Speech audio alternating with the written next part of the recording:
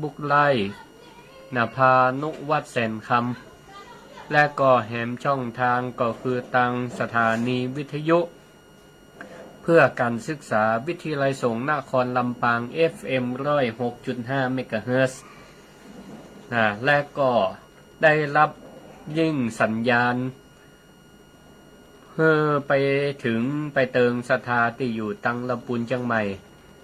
ก็ได้รับเมตตาธรรมจากท่านอาจารย์พระครูอภิวัฒนวิกรมผู้อำนวยการคลื่นสีขาวเพื่อชาวประชาจังหวัดวัดปักตางเจริญ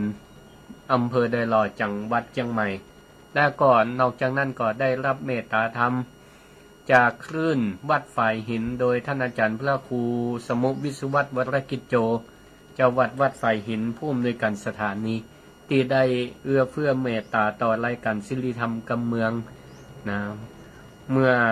รายการศิริธรรมกำเมืองออกทาง Facebook Live ท่านอาจารย์ก็จะ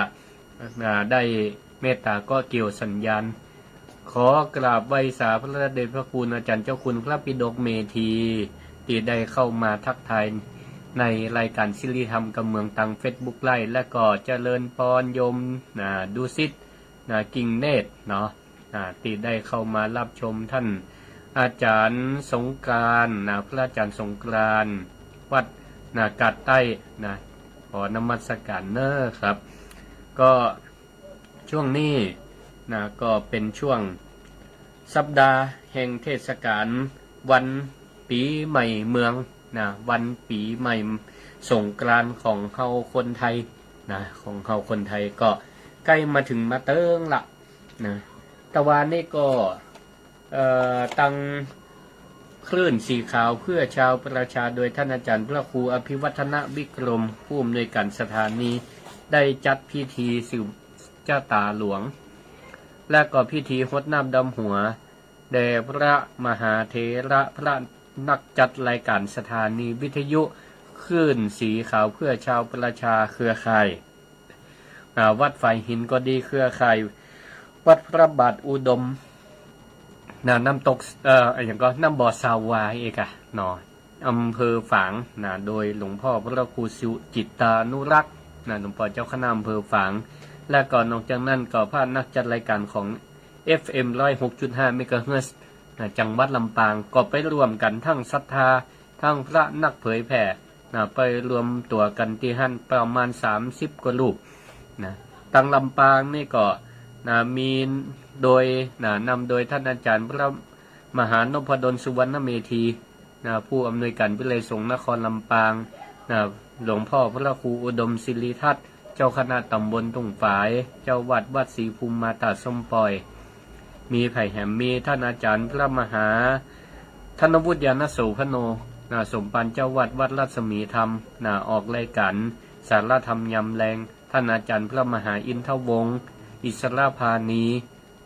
เจ้าวัดวัดพระธาตุศรีมงคลท่านอาจารย์พระสาธิตท่านอาจารย์สาธิตผู้อำนวยการสถาบันธรรมาภิวัตรท่านอาจารย์พระมหาสมชาติชาตะปัญโยอาตมาภาพพระครูสิริธรรมบัณฑิตและก็ดีเจน้องแอมก็เป็นตัวแทนของพระนักเผยแผ่จังหวัดลำปางไปร่วมพิธีศรัทธามานักมาหลายนักหนาป้าปั้นนอกจากนั้นสถาตังลำปางก็ไปกันจัดหลายมีไผ่พ่องแม่พัดบ้านหนองยางตีหันนี่แม่น้อยอินยาศรีแล้วก็แม่หลายท่านตีได้ป้าน้ำป้าตากันก็ลำปางตีมีแหมท่านอาจารย์2ท่านท่านเสน่กาหลงท่านดนุพลก็ไปตะวันนี่ก็ไปพบไปปะภาพนักจัดรายการทั้งของคลื่นวิทยุคลื่นสีขาวเพื่อชาวประชาคลื่นวัดไฟหินและก็ลำปางไปพบไปปะกันตะวา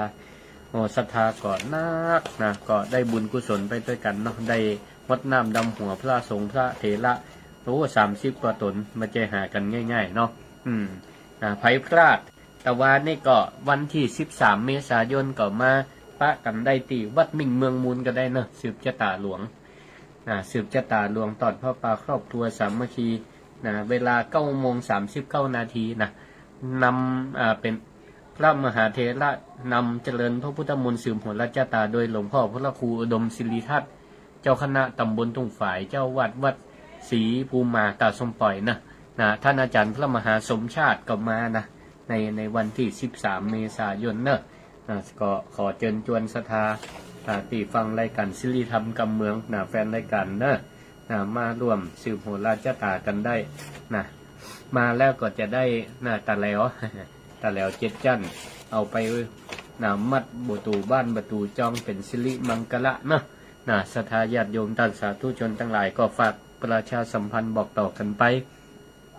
วันนี้ก็เป็นวันจันทร์ที่10เมษายนพศ2566แต่เจ้านี้ก็เป็นตัวแทนของพระสงฆ์พระนักเผยแผ่คลื่นสถานีวิทยุเพื่อการศึกษาวิทยาลัยสงฆ์นครลำปาง FM 106.5 เมกะเฮิรตซ์ก็ไปร่วมงานศพของป่อวิโรจน์สุรินทร์มงคลซึ่งก็ป่อเป็นก็ได้ติดตามฟังรายการของครูบาอาจารย์บอกว่าจะเป็นของ FM 106.5 เมกะเฮิรตซ์ก็ดีคลื่นสีขาวเพื่อชาวประชาติดได้ลิงก์ผ่านสถานีวิทยุ FM 106.5 เปิ่นก็ได้ถึงแก่กรรมไปในวัย82 ปีทั้งป่อวิโรจน์และก็แม่สีนวลบ้านหนองยางเปิ่นก็ได้ติดตามฟังและสถานีวิทยุ FM 106.5 ก็แต่เจ้านี่ก็ไปทรงสักการตันคาบบ้านหนองยางนี่ก็มีศรัทธาฟังรายการกว่านักหลายแต่เจ้าก็ไปปะกันท่านก็เป็นตัวแทนศรัทธาเป็นตัวแทนพระนักเผยแผ่ไปส่งสักการตันคาบเพื่อเปิ่นได้บุญกุศลตอนเปิ่นมีชีวิตอยู่ก็ไปบ้านไปเยี่ยมใครไปมัดมือให้กำลังใจไปเอาเน้นน้อยออมบุญออมศีลไปให้เปิ่นตัววันนี้ก็ศรัทธาญาติโยมท่านสาธุชนทั้งหลายเป็นวันจันทร์วันจันทร์ที่10ปกติก็จะได้นำพระธรรมเทศนาพื้นบ้านล้านนาโดยหลวงพ่อพระครูอุดมศิริทัตน์ซึ่งหลวงพ่อเปิ้นก็ได้นำทำช่วงนี้ทำชื่อว่าสุวรรณพรหมมาเทศนาให้กับศรัทธาฟังก็ได้นำเสนอไปตั้งแต่วันพัดตีแล้วละผูกที่1สุวรรณพรหมมาเรื่องเราเป็นจะได้ต่อนั่นก็เดี๋ยวติดตามฟังผูกที่2ในวันนี้ฟังไปกันในวันนี้หลวงพ่อเปิ้นจะออกวันจันทร์วันพัดวันพัดจันทร์วันพัดส่วนวันเสาร์นี่ก็ตอนแรกว่าจะท่านหลวงพ่อพระวิโรจน์อันนี้ก็เป็นพระนักเทศ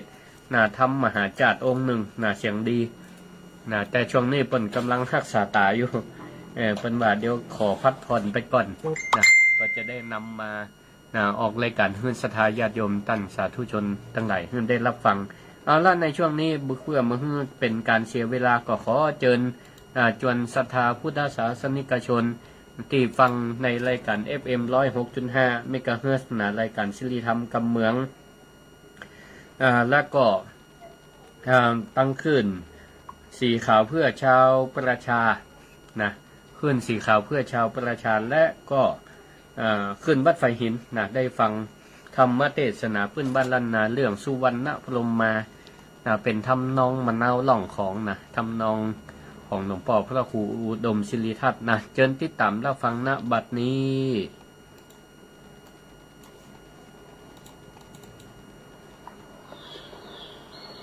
ขอนอบน้อมต่อ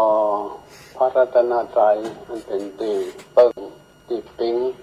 ของพุทธศาสนิกชนเฮาทั้งเปิ่นทั้งตัวขอกราบคารวะนมัสการพระเถรานุเถระที่เคารพนับถือทุกท่านเจริญพรกับศรัทธาสาธุชนผู้ฟัง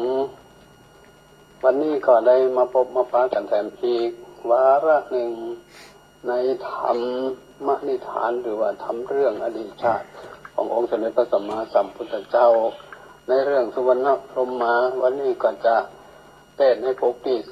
2ผูกที่1ก่อนเทศจบลงไปแล้วก็ขอทบทวนนิดหน่อย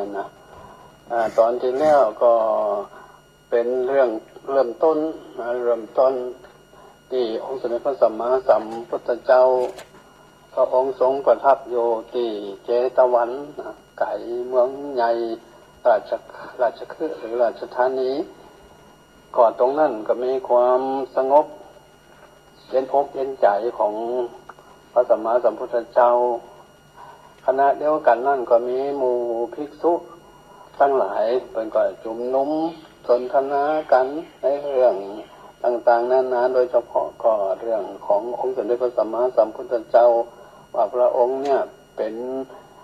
บุคคลที่หู้ไปเห็นทุกสิ่งทุกอย่างก็เรียกว่าสัพพัญญูของกาโลกวิทูหูแจ้งโลกของอย่างอันไหนอย่างใดที่บุคคลเวนยสัตว์ทั้งหลายที่พระองค์ไปโปรดไปแสดงก็บุคคลทั้งหลายเหล่านั้นก็สามารถในอันที่จะหูแจ้งหันจริงในธรรมะของพระพุทธองค์ได้อย่างอัศจรรย์ใจเรื่องอันนี้ก็เข้าไปถึงหูเนาะง่ายๆขององค์สมเด็จพระสัมมาสัมพุทธเจ้าที่ทรงประทับอยู่ตรงนั้นพระองค์ก็เสด็จมาที่ภิกษุทั้งหลายได้จุ่มนุมกันภิกษุผู้ฉลาดเมื่อหันพระพุทธเจ้าได้เสด็จมาต่างก็บอกจิกันว่าพระพุทธเจ้าทรงเสด็จมาแล้วเด้ออย่างอันนี้ก็วากันรีบแสดงความเคารพคารวะ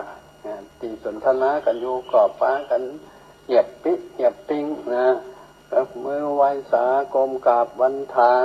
ต่อองค์สมเด็จพระสัมมาสัมพุทธเจ้าเมื่อพระองค์หันอย่างท่านพระองค์ก็เกิดความสงสัยว่าตะกี้กันได้ยินหมู่สู่เจ้าทั้งหลายเนี่ยผู้เรื่องสนทนาอย่างกันต่างๆนานาพอเขามาถึงเนี่ยจะได้ถึงยุดเงียบอันอูจาอย่างกันภิกษุทั้งหลายก็เลยยกเรื่องอย่างต่างๆให้พระพุทธองค์ก็อยากที่จะฟังธรรมมาเทศนาจากพระพุทธเจ้าพระพุทธเจ้าก็ได้เทศนาในเรื่องสุวรรณพรหมมาแต่ทั้งหมดได้ยกแต่ตอนนั้นก็ยกเอาเรื่องอื่นๆอย่างมามาจาให้ภิกษุทั้งหลายเข้าใจแล้วก็ทำให้ภิกษุสงสัยอยากจะใครจะฟังในเนื้อหาสาระความเป็นไปเป็นมาอดีตชาติขององค์สมเด็จพระสัมมาสัมพุทธเจ้าก็จึง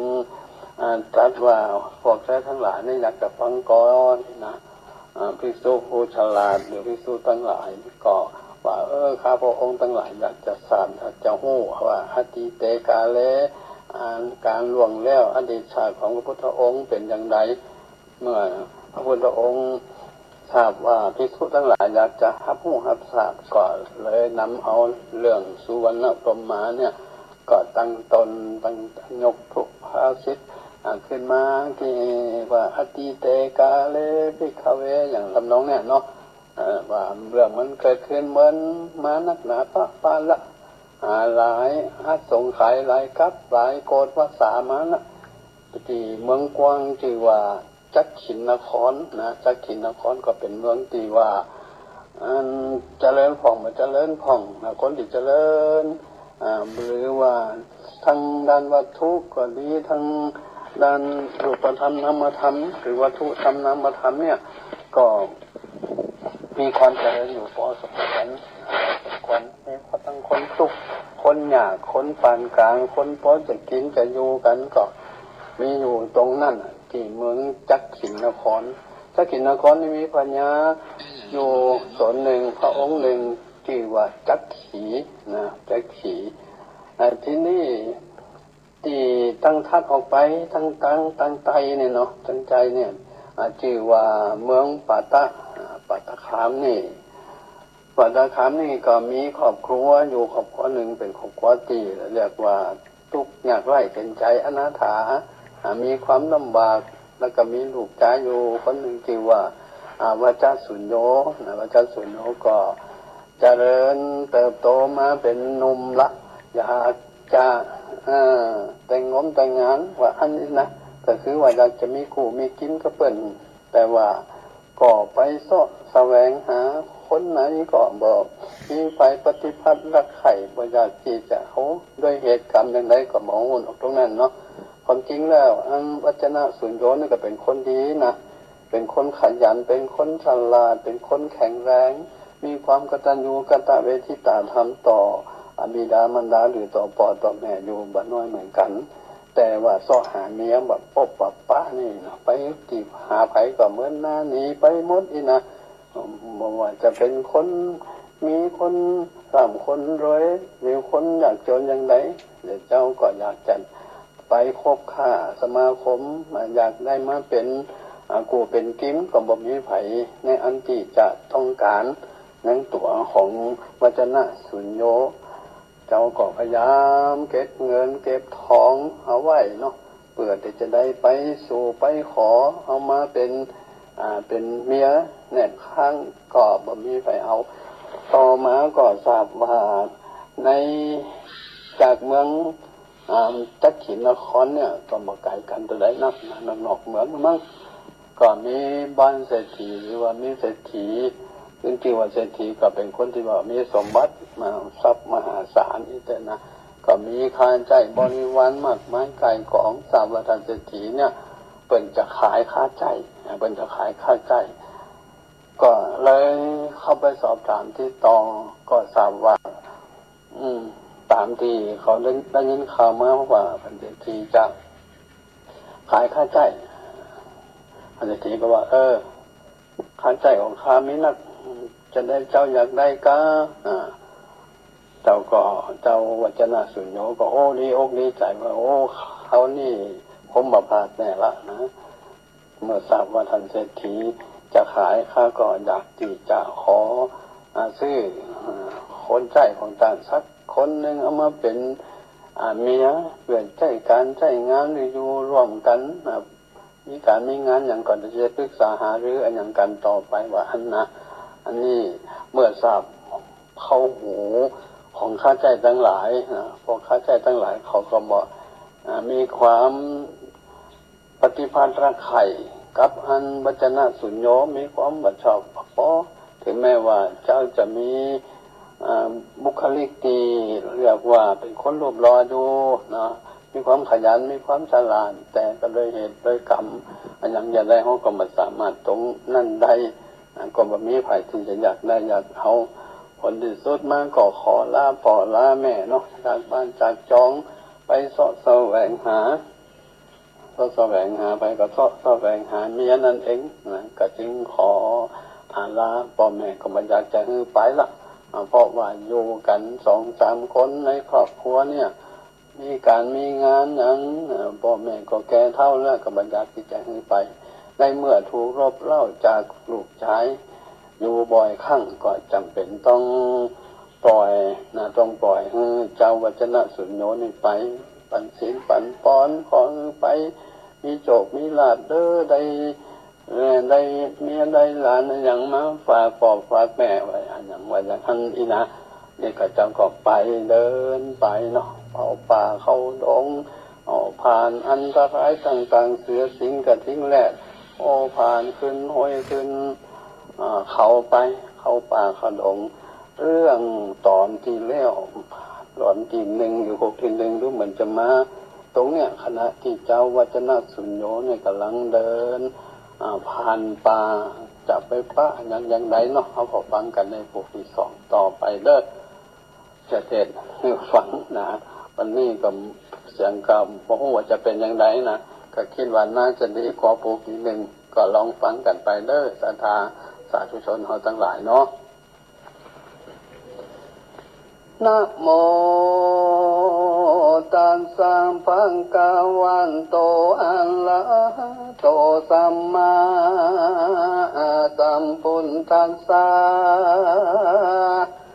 สันตุโนสันธัมมังสุตัวสาทะโบนดุลาสัมปุริอสันตังหลายตังยิ่งใจมุนหมู่อันเก่ามาสู่อารามมีใจบ่เศร้าฟังธรรมพระเจ้าย่อนบุรีตามกาลมีมือหลอดใจติระสอดตามธรรมย่อมจากน้ำปุ้นจากต่างตัวงานอย่างเครื่องขี้อันนิอาทรงมีมากกว่างบอกอันอ้างไข่ปันกันทับขันกาผากดำจีนจากเมืองคน ยอมเอาตนไปเกิดที่พระเสดกะเซนสีสวนสะดีจืนจ้อยในป่าสันซอยเชียงคานเอิงเมืองนานหลายหลังปันปีปากเป็นทะลาเป็นกายปันกันไกกลางก้อยอาการจังภาษาเมืองบนมาเกินเป็นคนลมฟ้าป่าญากาเที่ยวไว้จักเรียนใดก็ได้สมดังไฟใจไม้สุกาลายปัญญาบ่มาปานอินทรีย์สมบัติมีบ่หาลายดวงตั้งใจเต้นตานสุขสมาลานคำเจ้าตาลามแก่เท่าจักลาบันเดียนาจังจีใดหูที่ตามอีถึงใจเครื่องกิ่งวจันนะสุญโยตังแต่เดินโคดอันเทือนบ่มีเปื่อนบ่ส่องดันลงหนองหอมห้อยบุญปางกวยพิเลียบบนตีนกามดงลิงป่าไม้ดังเก่าไว้หนลังอัตตายังไปแจ้งป่าจริงแสงเตสานะว่าการจินุโคโคโตกุอาสาลังดังที่เป็นต้นพิงข้าวเวทุลามพิงคุกตั้งหลายตนเป็นสายอังอริยะเจ้าสินบ่เศร้าเขาใสกันว่าเจ้าสุนโยมไปเทวไตดันปัญญาตรงอลีลูกไม่มีหลายหลักตามใจหากจักกินหล่นตามกินมากเต่าเจ้าเก็บกินต่างเขาเตี้ยวไปกันว่าคำในดันใสนั้นใสก็ขึ้นต้นไม้เศร้านอนถึงวันอ่อนลุงเจ้ากองแต่เต้าภายพันได้15 วันบ่เสร็จก็ไปหลอดสู่เขตสีสินงามดีบ่อะไรปิงชื่อไว้ว่าสิมปะพิจาจริงเข้าไปหากรมเก่าน้อมไว้เจ้าละเสียแล้วใครกันดีอ่อนอ้อยตามมาบาทอยบาลีวางกันจินุโอผู้โตกุลสาลังดังนี้เป็นต้นวางข้าขอน้อมไว้พระบานทายบุญมียังส่วนสาดีคำเจ้าบ่ทรงเศร้าการใดตุกามไผ่ปัญญาบ่มาปาดในตัวคือว่าเจ็บว่าป่วยไข้จุ้มลูกไม่หัวมันยังโปฉันตั้งเขาสัตว์ป่าเศร้ามีลายเหลือบยุงกายบินผ่านทิ้นลายส่วนเรือดงnguงบ่ลงตอลาลาจุ่มสันป่าตัวให้บ่ต้องพายมาหาเจริญว่าอันนาทีนั้นเจ้าสิมปะวิจาระเสียจริงใครคำที่ตอมถอยสึงเจ้านอน้อยสุดโยว่าเฮาสู้คงคำเจ้าบองโศกเศร้าการใดสู้กาไปหายหันบ่มาป่านไอตนสัตว์ไพ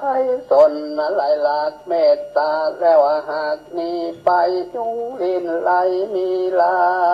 ยมันบ่กายมังไกบ่องหอนใดเครื่องขี่ลูกไม่มีลายแหล่งเต็มจัวแง่ดงตันยังปอจันตั้งเขาเจ้าโนเนาปุ้นนางสันใดจะมาหลอดดันเตียวสอดดงเขวตัวคนเดียวดันเถื่อนบ่มีเปื่อนสะหายตนคำใจน้อยอ่อนบานอยู่บนแดนใดอยู่ไกลไกลตั้งแต่คงเต้าเขตปุกลีจื่อเจ้ามีเก้าถอยเจ้าไปห้อยสังจา จุงใครจะบอกกล่าวหัวข่าวตามแนวแดดเตะตีนันเจ้าสุญโญนุ่มน้อยกองตอบถอยขี่ยานลำดับแต่เก้ามังสุดไปโดยปาลียายลายแหล่งบ่เวนแวบทใดจีดงไฟบัวเท่าฟังกำเจ้าไข่มาอินคุณนางบ่น้อยจริงตอบถอยไข่ปันว่าเจ้าอย่าได้ปั่นสอดปลา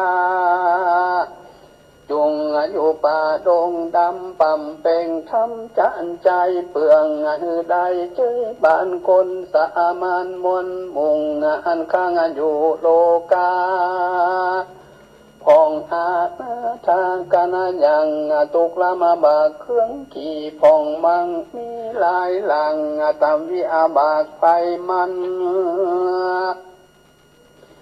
จากมาตั้นตอมสายให้ได้ให้เครื่องกาพองเกิดมาแต่น้อยเปียทิจ้องหอยเบี้ยนตนพ่องเป็นคนตาบอนบ่แจ้งหลอดเล็งหันพ่องหูตันพวกไม่บ่หอนใดยินสั่งพ่องมีเนื้อหนังแพกเบาไหลดังไรดังเต่าและตกโตพองปาโลปากแหว่งพองแขนขาแข้งมือล้วนบ่ล้วนทวนตามดีนิดจังมีบ่เตียงหูความยังไปมาหูจาลาเท่าแก่งเปียที่แผ่มีหลายพองก็ตายยามน้อยพองอากาศก้อยยามจาลาบ่มีใส่เตียงมันจุงคือดันตามธรรมกันเจ้าบ่นำไปจากเขาดีอาหารกินดีกันเจ้าละสีเก่าแล้วเจ้านอกแก้วสุญโญก็น้อมหัวกลมเก้าไข่ตันเหล่าขี้ยาว่าคานี้นะจมจืนปีติตื่นเจยบานขอเจ้าตะลงยานซ้อนเก่าหัวข่าวกองสีแดดเตะปันทะยะแต่นั่นไปป้ายนาเจ้านอลาสุญโญก็ปัดปัวอุปปาถาเจ้าบุญมากละสีเปลือกมันมีบ่ไหลตั้งลูกไม้ลายลำมาสุกแดงหอมหืนก็หามายืนยอดควายเจ้าปุ้นภายดีไว้ตั้งน้ำใจและน้ำจันไม่สีฟันและพาผ่อนบ่เหือย่อนอันใดอุปถากไปคำเจ้าบ่ฮือกันเจ้าเครื่องขิงจนวานเจ้ารักสีติไว้คู่เหตุใดหลายพระการโดยตาลงญาณวิเศษว่าตนอาจพ้นจากเขตตั้งตายส่วนว่าเจ้าปุ้นภายน้อยอ่อนกรรมาสอนตัวตั้งเตียงภายพันจากห้องไปสู่ต้องแดนไกลเยี่ยวมีภัยบ่น้อยเจ้าหยอดซอยรักเสียมีสินดีควรหูเต่าตักอยู่ได้ก็มีหันและนาเองการติว่าสั่งยังมีในวันหนึ่งใส่ป่าที่ไว้ระเสียใครกรรมดีบอกเล่าแก่เจ้าโนอาเนาสุนอโยอันปัดปัวอยู่ไกลหือผู้ใดกิญาว่าดูลาเจ้าบุญนาเฮยกินกูตั้งเจ้ามาอยู่เมืองเฮงนั้นปอกอหักสุกปันลายลาก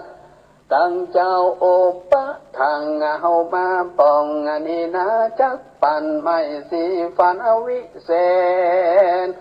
ตามเก้าเห็นขี้ยังว่าเป็นของอินตาเจ้าฟ้าอันลงสุนาเมืองคนไป ปันยังตนคู่เก่าเสริมมาต่อเรามานานปุ้นบันดาลส่งอยู่ได้สืบมาอยู่กับตนปอจักปันต้องงานเจ้าอันอยู่เฝ้าลุมลา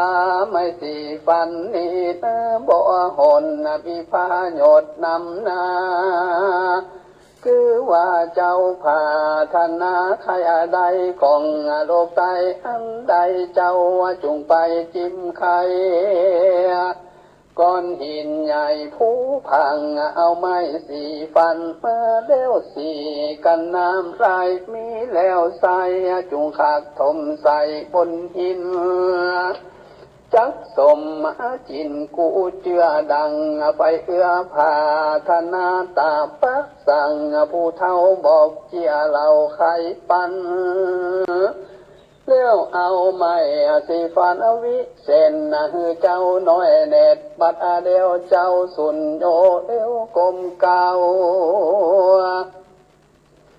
ไว้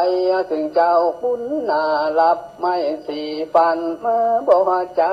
ก็มีหันเล่นนากันว่าเจ้าได้ไม่สีฟันวิเศษก็มีจิตเจตสงสัยบ่เชื่อใจกำถอยว่าไม่สีฟันน้อยอันนี้จังจักดังละสีจีใครจากควันเอาละลองพอหูต่อกับตาสมภาธาไปอ่างจากได้ยิงแนบข้างทางไม้ตนคำใจคืดแล้วใจพองแผ้วเจยบานจิงหลีดนำมัดสักการกลมเก่าใครบอกเราละสีเอาไม่สีฟันดีบ่จ้าไปยืนอยู่หน้าผาจันทร์เอาไม่สีฟันอันน้อยใส่ปากก้อยสีไปน้ำลายใส่เต็มปากเจ้าก็ต้มขากลงใส่บนหินใหญ่บัดเดียวมันก็แล้วกับกลายเป็นคนใจนุ่มน้อยเนื้อจืนจ้อยมีวันอัศจรรย์แต่เราใจหนุ่มเนานั้นใสมันลุกได้แล้วนั่งเจ้าสุนโยก็ฟังไปหากรรมการญาลูปไล่บองตันใดทำถอยเจ้าหนุ่มน้อยคำใจก็กำกายดังเก่าคือเป็นหินเล่าเดิมตีก็มีและนาต้านตาในกังละนันใสเจ้าหนอไทยสุนโยงมังอึดใจตัวแต่เรามันจริงใจเต้าขึ้นสู่ยังติโยระสิ่งใครกรรมดีโอกาสอามพิอาวาตุนสาวางคานแดนเจ้าบุญนางที่ไว้อันนว่าไม่สีฟันข้างกะตำมันพอแล้วสั่งว่าการสั่งว่าการแก้วเป็นใจดังคำอายเป็นหญิงบ่สมค่านิ่งไฟหอยแล้วยังการก้อยเป็นหินบ่สมจินสักหยาดขาไม่มาดเครื่องเคียเจ้าระสิ่งผู้เท่าฟังกำเราใครจางจริงใครขี้เก้าถอยว่าดูลานเจ้าอ่อนน้อยคำใจแม่นเจ้ามาใครได้ผู้หญิงไว้เป็นเมียห่วมเฮือนเดียวเดียวกันเจ้าจุงปันบอกเก่าว่าขอยิ่งเท่าเท่ากะตำจักสมกำไฟหอยกันเจ้าหยอดซอยสินใสได้จากไข่บอกแล้วเจ้านกแก้วคุณพันก็นำมัดสักการขับไว้พระบานไทยราศีก็มีหันและนานทารานันไปแคมเราเจ้าโนเนาสุนโย ก็ปานปัวคำเจ้ากับตันเจ้าระสิ่งบ่ฮือเครื่องขี่กันอย่างบ่ฮือลำบากอันใดอันนว่าเจ้าสินใจผู้เท่าเปียที่เขามาแฝงกำตัวแห่งมาหล่อนก็ได้มวยหมอดมาลันนาในดงนางป่าไม้ส่วนว่าเจ้าสุนโนนั้นใส่คุณพานก็การตามการเลิกซาตามก้าวห่างประเภทนี้กันบอนละมวนดีเมียนจอดกาละตอดตึงตันเจ้ากองภายพันกาฝากนิ่งออกจากที่อายุไม่มาสู่เมืองตนย้อนกังอุ่นป่อแม่งอันเท่าแก่จะลาจิงรีบไกกาดันปังลัดภูมิญาเท่าวันก็กำพันไตเต้าตันป่าเศร้าดงลีย่างตางและเมื่อใดดังอัน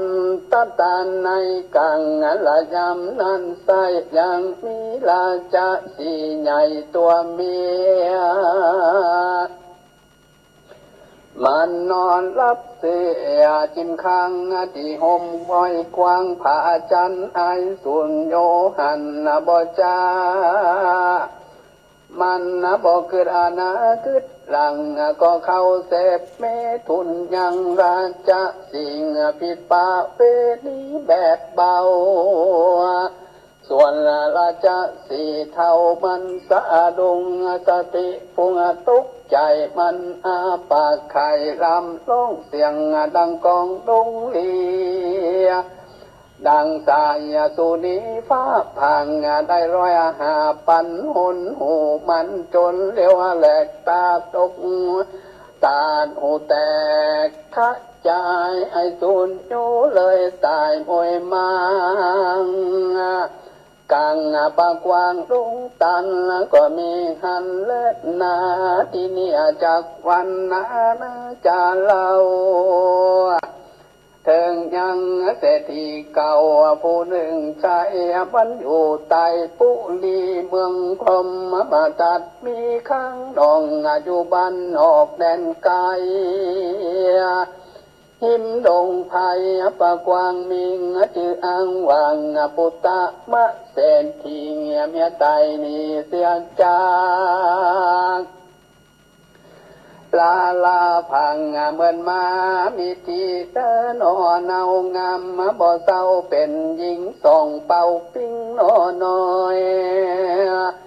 มีจีซอยน้ำมังวสุจาดาเป็นเก้าผู้น้องเนาจืออัมมาลา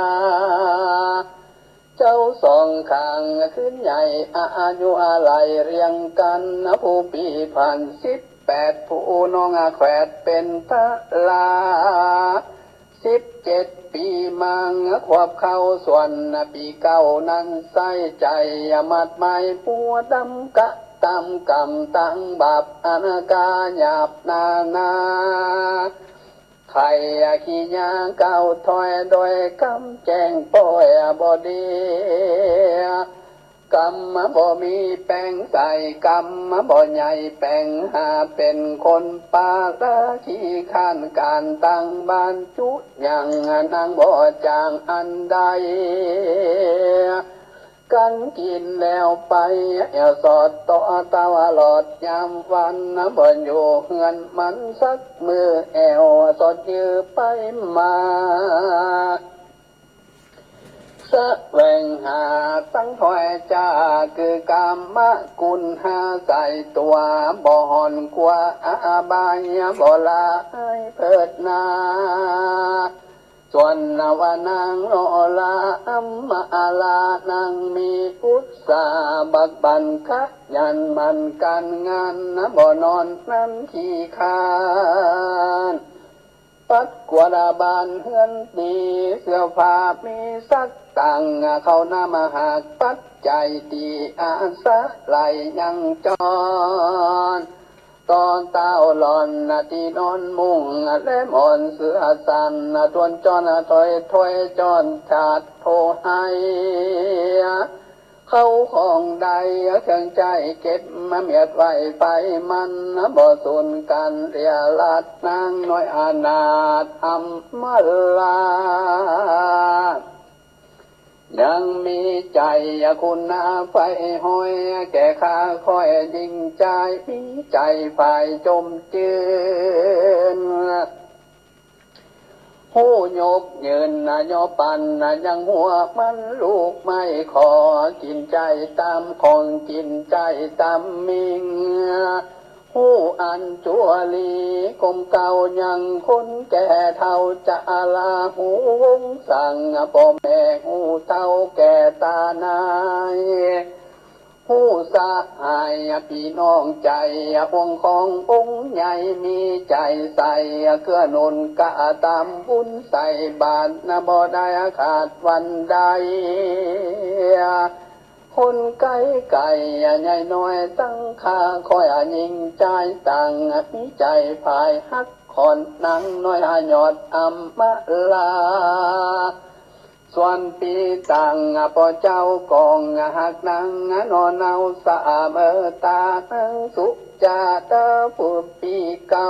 หันปอเจ้าฮักน้องใจองค์ของเหลือตนนั่งกังวลหลายหลังใจนั่งหากฤทธิ์สัญญา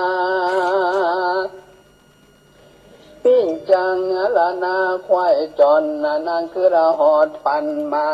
ว่ากันเมื่อลายไปนากูเตียงตามจ่าเครื่องขีย้อนสมบัติมีมาสมบัติมีมาเจ้าตนพอเจ้านั้นใส่เตียงยกไว้ปันน้องกูมาใดของอันใดนางกานิ่งในบ่ขันก็ท่าปาดในใจบ่อาจไข่ก้าวอูไฟหัวขี้ยาและนาแค่การตีวะสั่งยังมีในฝันเห็นใส่เศรษฐีใหญ่นั้นเล่าจักไตเต่าไปสู่ยังที่อยู่เพียงใจจริงจะใครก็ถอยกับลูกน้อยเตรียมตาว่าดูลาลูกบุญนาเอ่ยนอนเนาปอจากไตเต่าตั้งไก่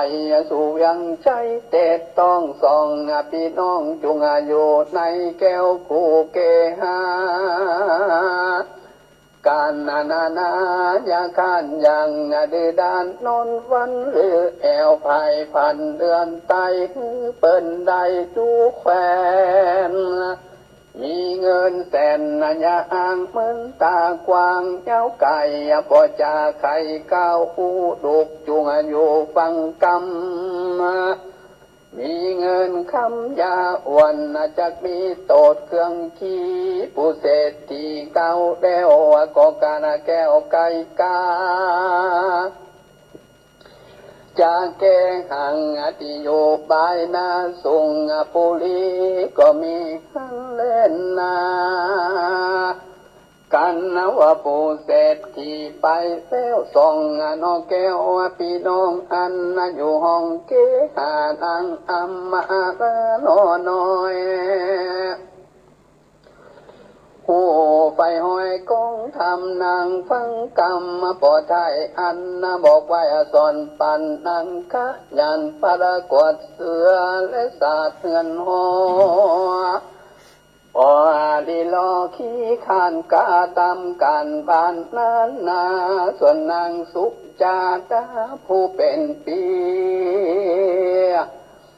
ใจหุ่มเหียนำนามิกิลียกะดังไข่เก่าอังกำได้ดาแจ้งไปพระพายดายิงใจมามงเป็นมึงกูกาหยาบมักกาตำบาปนันนากันปิตังบอยู่นังก็ไปสู่จูใจสร้างเตือผ่านภายจังห้องลัก เอาเกือกอายองลายลามมาคือซอยมุกมาดแก้วก็อาจลายสีเขาของมิงหลายแหล่งนำไปแผ่ปันไม้เอาไปไก่ปอจาปอกาแดนไก่ได้เงินคำใส่บ่ไรดูตั้งใจและกินนางมีตันหาหินจมจืนบ้านผัวอื่นหลายวันแล้วจริงพันปองเต้าขึ้นตีเก่าเก๋หังและนาทนว่าผู้เศรษฐีนั้นเล่ากันว่าใจเต้าไปสู่ยังที่อยู่ปุอาลีกิจจะมีเมียนจอนก็คือระหอดเฮือนตนจิ้งเล็บดีบ่จ้าเล็บวายนาขึ้นสู่ยังที่อยู่เกหาอินสังกางหลายหลักว่าเขาของมากมีลายสั่งว่าหายกว่าจอยจริงทำลูกน้อยของตนว่าดูลาลูกตามุนเฮยนอนเนาตั้งปอไตเต่าไปสู่ยังที่โยปุอาลีเขาของมีหลายหลังตั้งว่าภาคนี้หายเขาของลายนั้นใส่ไฟเอาใจและกินตั้งมายินขยาหูสู่จุงเก้าอุตะมีแดนานิติตังขียาสังวันนันนาวิเศษจะหงเหตุสุวรรณผมเมื่อผูกทวนสองปังเมื่อเขาของเศรษฐีไทยไอ้นิ่งกว่าจ้อยสิ่งถามลูกน้อยสายตาจักเป็นสันใดจังใครหูผูกนามีอยู่ดาฟังผูกนี้ยังไปแจ้งก็แอบฟังแทงไปลุนเด็ดเตะก็บังกลมสมาเล็ดสั่งละเด็ดแล้วเต่านี้ก่อนแล้วผูกที่สองสุวรรณผมมา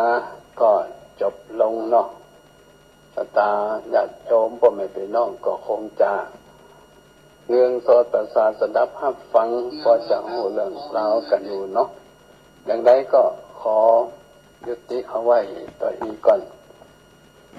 ผูกต่อไปก็จะเป็นผูกที่สามในวันต่อไปก็ขอความสุขความเจริญรุ่งเรืองไพบุญในบวรพระพุทธศาสนาขออนุภาพของพระรัตนตรัยคือพระพุทธธรรมประสงค์จงได้ปกปักรักษาพุทธศาสนิกชนท่านทั้งหลายที่สดับรับฟังมีความสุขความเจริญมีสุขภาพปฐมัยแข็งแรงมีปอนอันประเสริฐสีประการคืออายุวันนะสุขะปะละทั่วถึงการทุกผู้ทุกคนด้วยเถิด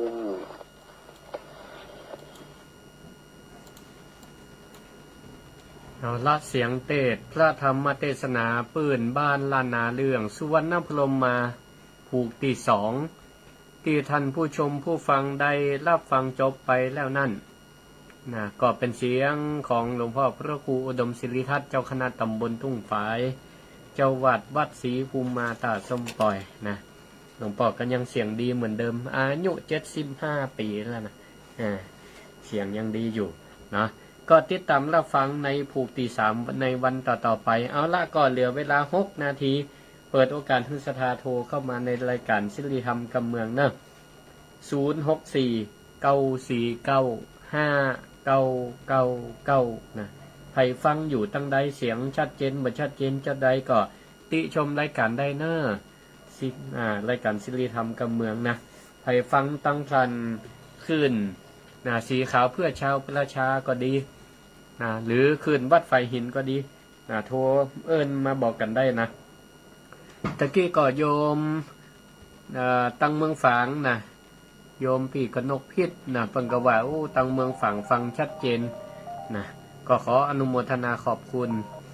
เจริญพรเจ้าแม่เจ้าท่านพระครูเจ้าแม่สุคนป้ากันแต่เจ้าเนาะเจ้า อ๋อแม่แรง ไอ้เจ้าที่ใจดีได้เจอพระครูเจ้า สาธุเนี่ย เจ้าแล้วเจ้าทันพระครูไปอันทรงโพวิโตก่อน ไปส่งถึงป่าจ้าเลยเป็น เจ้า เป็นประธานกฎสวิตให้เรียบร้อยตามที่ได้ได้บอกได้แม่อันนี้ก็แม่ศรีนวลนะว่าว่าจะมาส่งสการปัญญูเนอร์เนาะเรียบร้อยเนาะอนุโมทนาบุญด้วยกันสาธุเจ้าขอบคุณแม่สุคนบ้านหนองยางเจ้าสาธุยินดีให้กำลังใจดีอกดีใจใจขึ้นใจบ้านหนังได้คิดอย่างมากเราจะสร้างดีละแต่งใจให้สบายสบายนี่ที่โตได้3 โลก4 โลกนะขอให้ธรรมะรักษาเนอะนะธรรมะที่แปลจะไปเจ้าเลือดเจ้าขอเช้าไปฟังโผล่เจ้าก็ขอให้สุขภาพแข็งแรงขอให้สุขภาพแข็งแรงเนอะ